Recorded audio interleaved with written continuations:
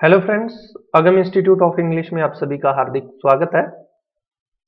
Principal teaching methods पढ़ रहे थे और आज अपन जो पढ़ रहे हैं वेरी इंपॉर्टेंट टॉपिक है। क्वेश्चन इससे रिलेटेड एक आधा जरूर आएगा इस टॉपिक से रिलेटेड, और ये है थ्री फॉर्मूला के ऊपर सेकंड ग्रेड के अंदर भी क्वेश्चन पूछ लेते हैं और रीड के अंदर तो पूछना स्वाभाविक सी बात है। देखिए, यदि अपन इंग्लिश की बात करें तो यहाँ दो तीन बातें आपको ध्यान में रखनी है कि यदि इंग्लिश की अपन बात करें तो 1950 के अंदर 1950 के अंदर, है ना, 1950 के अंदर क्या हुआ था कि इंग्लिश को लीज किया गया था 15 ईयर्स के लिए। 1950 के अंदर इंग्लिश को लीज किया गया था 15 ईयर के लिए, 15 ईयर्स के लिए।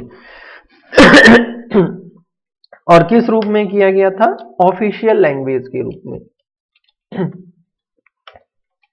ऑफिशियल लैंग्वेज के रूप में कि 1950 को इंग्लिश को क्या किया गया था? लीज किया गया था 15 ईयर्स के लिए एज ए ऑफिशियल लैंग्वेज। लेकिन 1963 के अंदर 1963 के अंदर पार्लियामेंट के अंदर बिल आया और उस बिल के तहत क्या किया गया कि इंग्लिश को डिक्लेयर कर दिया गया था, डिक्लेयर्ड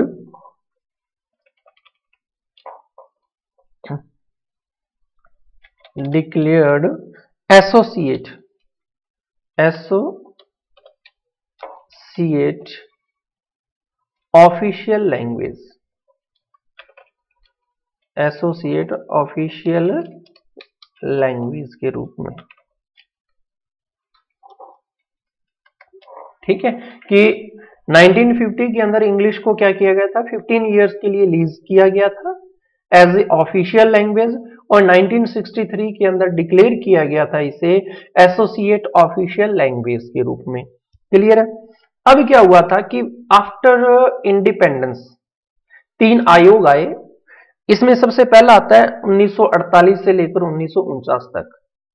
ठीक है, पहला कौन सा है? पहला आया 1948 टू 1949, और इस आयोग का नाम था राधाकृष्णन आयोग, Radhakrishnan commission.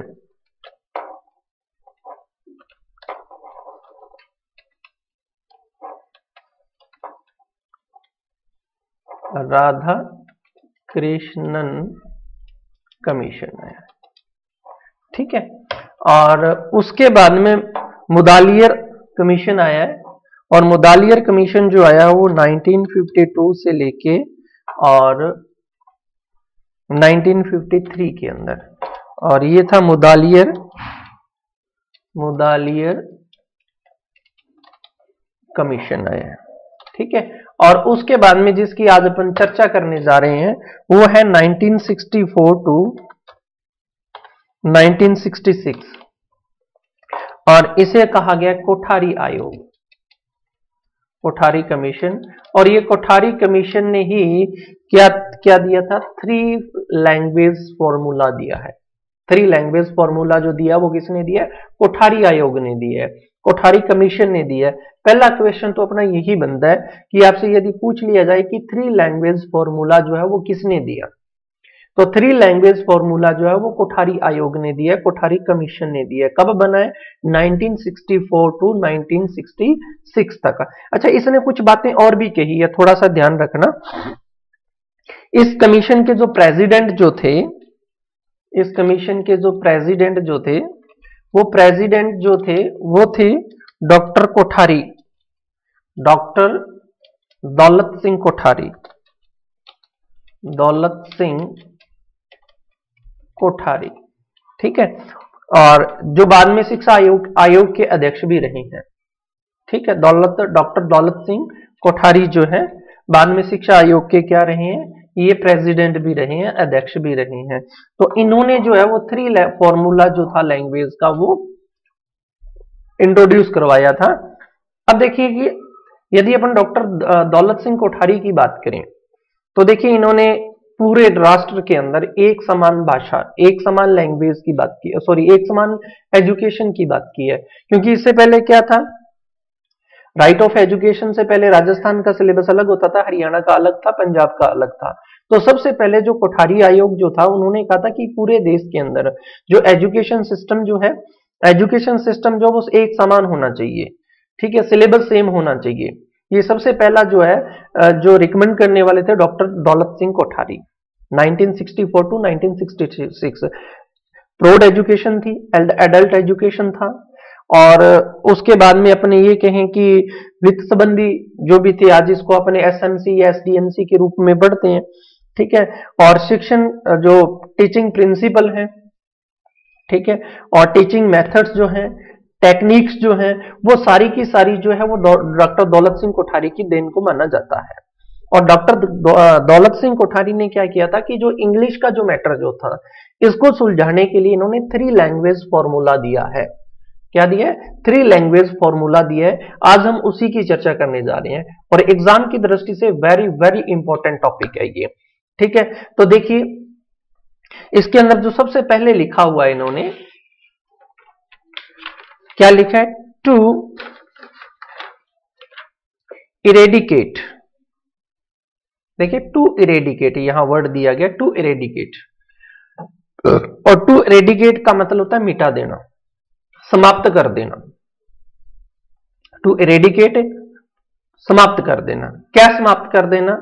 The conflict which arises among our people about teaching of English, कि जो हमारे लोगों के बीच में जो एक कॉन्फ्लिक्ट बना हुआ था, एक संघर्ष चल रहा था, किसको लेकर?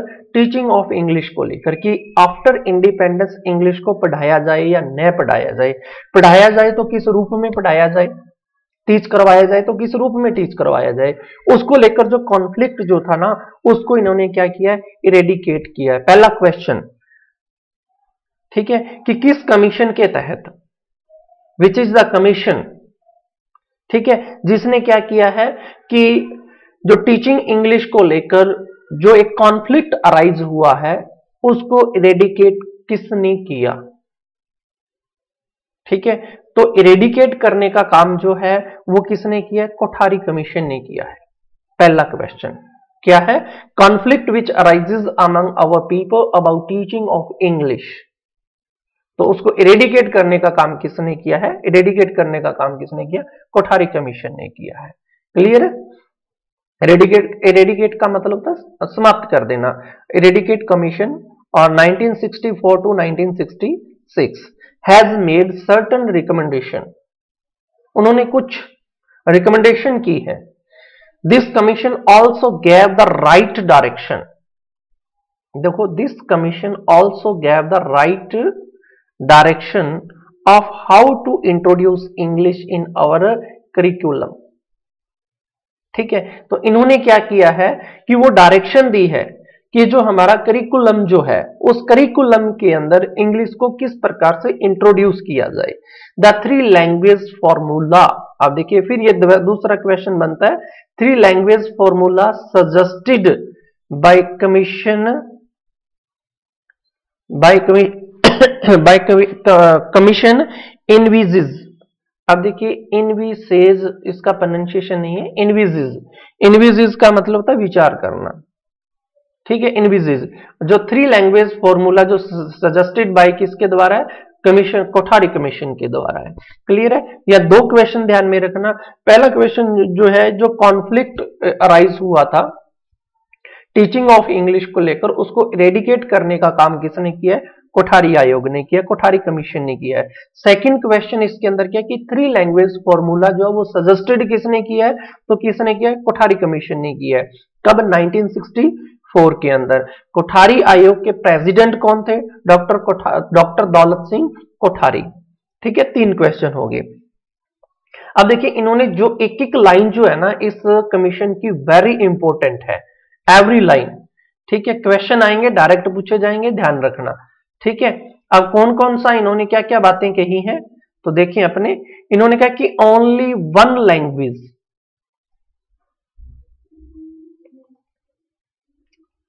Only one language which will be regional language, केवल एक भाषा, और वो लैंग्वेज कौन सी हो, रीजनल। रीजनल का मतलब क्षेत्रीय भाषा, क्षेत्रीय भाषा यानी कि अपन इसको ये कह सकते हैं मदर टंग, ठीक है। Only one language will be regional language, कौन सी होनी चाहिए, regional language will be taught during lower primary classes. अब ये भी क्वेश्चन है, ठीक है, कि रीजनल लैंग्वेज जो है वो टॉट करवाई जाए, किस स्टेज का जो स्टूडेंट है उसको टीच करवाई जाए, किस भाषा के अंदर शिक्षा दी जाए। कि मैं ये कहूं कि मदर टंग के अंदर जो एजुकेशन देनी है, शिक्षा देनी है, मदर टंग के अंदर जो शिक्षा देनी है वो किस स्टेज के स्टूडेंट को देनी है, तो वो स्टेज आती है लोअर प्राइमरी क्लासेस। कि लोअर प्राइमरी क्लासेस के अंदर जो टीचिंग ऑफ मीडियम है वो आपका मदर टंग हो सकता है, पहली बात। सेकंड इन्होंने क्या कहा कि फ्रॉम फिफ्थ टू सेवंथ, या एट्थ नहीं रखना, ध्यान रखना, fifth to seventh two languages will be taught, कि 5वीं क्लास से लेकर 7वीं क्लास तक आप 2 लैंग्वेज जो है वो टीच करवा सकते हो। मदर टंग प्राइमरी लेवल हो गया, है ना। One of them will be regional language and other can be either Hindi और इंग्लिश। देखिए पहली तो आप मातृभाषा रखोगे, क्षेत्रीय भाषा रखोगे। सेकंड लैंग्वेज आपकी कौन सी हो सकती है, या तो हिंदी हो सकती है या इंग्लिश हो सकती है, इन दोनों में से कोई और ले सकते हो। ये कौन से स्टैंडर्ड के लिए, 5वीं से लेकर 7वीं तक का। A third language can be studied, और जो तीसरी लैंग्वेज जो है वो स्टडीज की जा सकती है as an optional subject. Clear है। अच्छा ये भी क्वेश्चन पूछ लिया जाए कि ऑप्शनल सब्जेक्ट जो है वो किस लेवल, कौन सी क्लास के लेवल के अंदर आप जो है वो ऑप्शनल लैंग्वेज जो है वो स्टडीड करवाई जा सकती है, 5वीं से 7वीं तक। फिर उसके बाद में कह रहा है ये from 7 to 10th 3 languages will be taught. 5th to 7th 2 languages, 5th to 7 कितनी लैंग्वेज है, 2 लैंग्वेजेस है, रीजनल लैंग्वेज, सेकंड हिंदी और इंग्लिश कोई भी हो सकती है। और 7वीं से 10वीं तक 3 लैंग्वेजेस विल बी टॉट, 3 भाषाएं जो है वो पढ़ाई जा सकती है या पढ़ाई जाएंगी। One of these will be the regional language, और इनमें से एक आपकी मातृभाषा हो सकती है। The second will be any modern Indian language, और सेकंड कोई भी मॉडर्न मॉडर्न इंडियन लैंग्वेज है।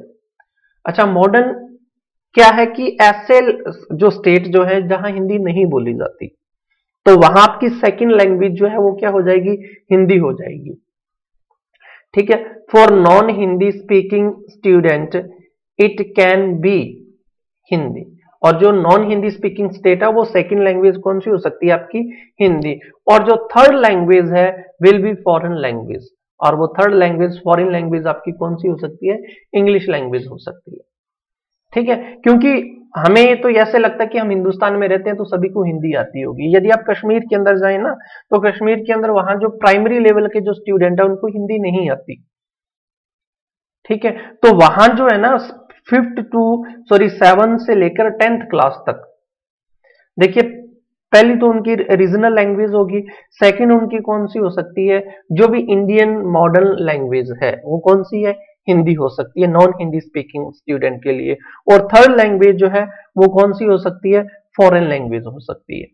कब, 7वीं से 10वीं तक। और after tenth language study will be optional, language को आप एज ए ऑप्शनल पढ़ा सकते हो। 3 language formula has the flowing characteristics, उन्होंने क्या क्या विशेषताएं जो है वो बताई है 3 लैंग्वेज फॉर्मूला के अंदर। तो अपन देखते हैं कौन कौन सी हैं। ठीक है, अब देखिए इन्होंने क्या क्या दिया है, यहां एक एक टॉपिक एक एक पॉइंट जो है वो इंपॉर्टेंट है। देखिए फर्स्ट उन्होंने क्या कहा है, फर्स्ट का with the application for this formula some student can read English for 6 year, कि यदि इस एप्लीकेशन या इस फॉर्मूला के अकॉर्डिंग अपन बात करें तो कुछ विद्यार्थी जो हैं वो कैन रीड, पढ़ सकते हैं इंग्लिश को 6 साल तक, 6 साल के लिए। ठीक है, जैसे from fifth and other can from fifth and other can be read it for 3 years। देखिए 10वीं क्लास के अंदर आप ऑप्शनल लैंग्वेज ले रहे हो, 7वीं से लेकर वो 10वीं तक पढ़ सकता है 3 साल, और यदि उसको आप पहले पढ़ा रहे हो तो वो 6 साल उसको रीड कर लेगा, ठीक है, from 8th to 10th। But all student have to study English, लेकिन सभी स्टूडेंट को इंग्लिश जो है वो क्या करनी पड़ेगी, पढ़नी पड़ेगी। देखिए नहीं समझ में आई बात तो दोबारा अपन बात कर लेते हैं। देखिए क्या कहा है कि वापस यहां आ जाइएगा कि यदि अपन बात करें ना, यहां बात करें कि जो लोअर प्राइमरी सेक्शन जो है, लोअर प्राइमरी सेक्शन के अंदर आप जो है वो सिर्फ रीजनल लैंग्वेज ही पढ़ा सकते हो, यानी कि पहली से 5वीं तक। 5वीं से 7वीं तक आप 2 लैंग्वेज टीच करवाओगे, एक उनकी कौन सी हो जाएगी, रीजनल लैंग्वेज, और दूसरी लैंग्वेज जो वो हिंदी या इंग्लिश हो सकती है 5वीं से 7वीं तक। अब देखिए हिंदी या इंग्लिश आ गई। फिर आप 7वीं से 10वीं तक की बात करें, 3 साल का, 7वीं से 10वीं तक का, यदि किसी स्टूडेंट ने 5वीं क्लास में ली इंग्लिश तो 10वीं तक वो पढ़ रहा है तो वो 6 साल पढ़ लिया, ठीक है। यदि वो 7वीं के अंदर टीच करना चाहता है तो 10th तक 3 साल हो गए, क्लियर है। अब देखिए will be taught 7 to 10th 3 language जो है वो पढ़ाई जाएंगी, और इसके अंदर पहली तो उसकी रीजनल होगी, सेकंड हिंदी होगी, और थर्ड उनकी लैंग्वेज कौन सी होगी, इंग्लिश होगी, क्लियर है। अब आ जाओ अपने वापस उस टॉपिक पे, ठीक है।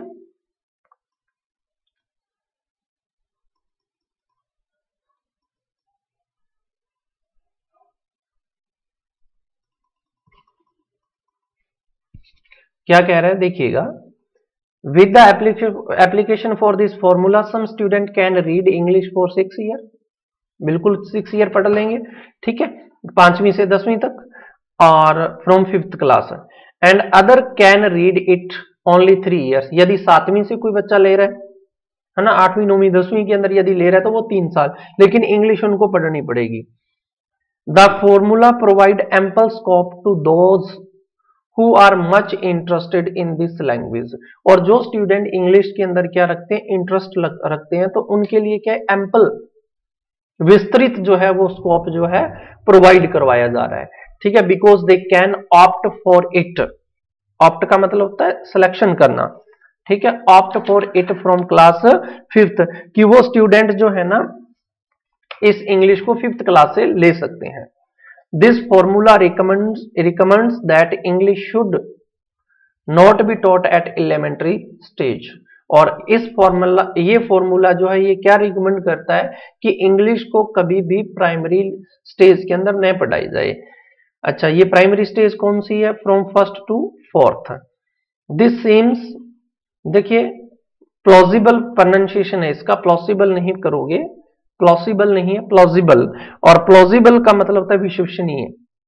दिस सीम्स प्लॉजिबल, ये विश्वसनीय है, बिकॉज जो यहां माइकल वेस्ट का नाम आ रहा है, माइकल वेस्ट ने क्या कहा है, many other teachers are of the view that the second language should be taught after pupils develop a good grounding in their mother tongue, कि जब बच्चे का एक अच्छा खासा जो है नॉलेज जो है वो मदर टंग के अंदर यदि वो प्राप्त कर लेता है, उसके बाद में ही जो है वो फॉरेन लैंग्वेज पढ़ाई जाए। ऐसा कहने वाले कौन है, माइकल वेस्ट है। The introduction of English at elementary stage has also been opposed, और अपोज्ड, देखिए एलिमेंट्री स्टेज के ऊपर यदि किसी ने फॉरेन लैंग्वेज का विरोध करने वाले यदि हैं तो उसके अंदर जो पीटर विंगार्ड भी हैं। It gives appropriate place to both Hindi and regional language, ये हिंदी को भी और रीजनल लैंग्वेज को भी क्या करती है, एक प्लेस प्रोवाइड करवाती है, without distorting the place of English. Distort का मतलब होता है तोड़ मरोड़ करना, कि इंग्लिश के साथ विदाउट किसी तोड़ मरोड़ के, ठीक है, कि ये जो है एप्रोप्रिएट प्लेस जो है वो प्रोवाइड करवाती है, कौन कौन सी लैंग्वेज के लिए, हिंदी और रीजनल लैंग्वेज के लिए। अब देखिए फिर उसने क्या कहा है कि 3 लैंग्वेज फॉर्मूला,